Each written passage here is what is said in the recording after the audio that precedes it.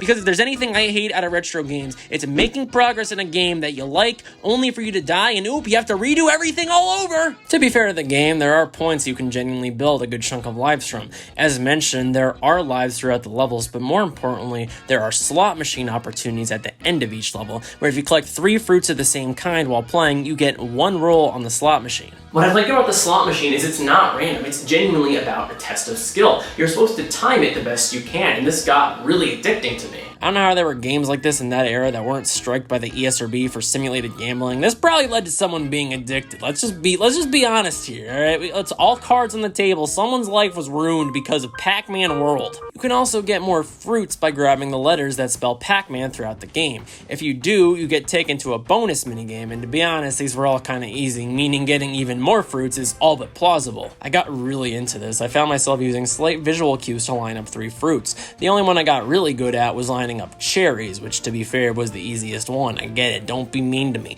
If you really wanted to though, you could legitimately line up even the hardest of fruits, which I think is the Galaxian, which is apparently a fruit, and that nets you 3 lives. So in general, this game does provide you enough 1-ups, but you do have to work for them. I actually really like this system. At first I was kinda salty about having to redo a lot of levels in Life Grind, but I think sitting back and taking some time to think on it, I think the system really encourages exploration to find these things to bolster your life count, and the game's levels are just hard enough where you do have to be on your toes. It's never a breeze either, because World 1 is not like World 2 or 3 where the fruits are simply a collectible. In this game, they're basically all for score and helping your lives, and of course the various fruit doors to be able to progress, and this is a much better system in my opinion.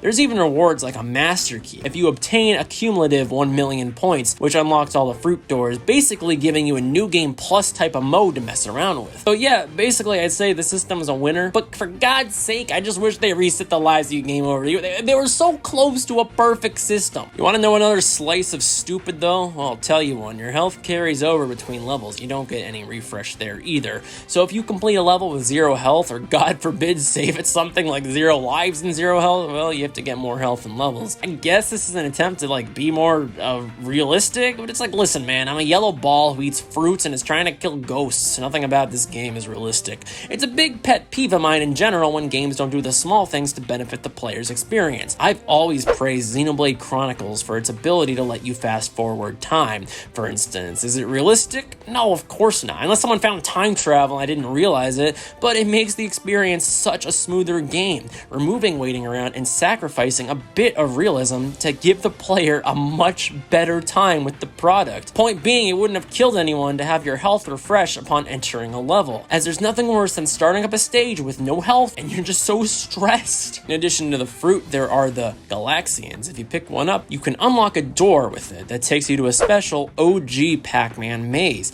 I'm mentioning this right now because here's another problem I had with lives. Your exact lives and health carry into this too, because we're just not allowed to have nice things, I guess. I don't know. What this meant for me, especially in late game, was that I would often go out of my way to avoid getting the Galaxian mazes. Because let's say you enter one with 3 lives and 3 health and you leave with 1 life and 1 health, that's going to transfer with you into the rest of the levels. So unfortunately, I really like these levels, but I just couldn't sit down and force myself to play them while I was trying to survive. It's just another one of those things that feels unnecessary. It's a shame too, because I love the OG style mazes. Graphically, they look great for one thing, and are really creative. There are hazards, and these could be a bit hit or miss in terms of if they actually function well or not, and some of them were sort of out of your control to avoid. But for the most part, I found the mazes pretty rewarding. You can also press a button to give you a full view of the stage. These types of mazes would go on to spawn a full game known as Miss Pac-Man's Maze Madness on the PS1 too, which I heard is good. I might actually review it sometime.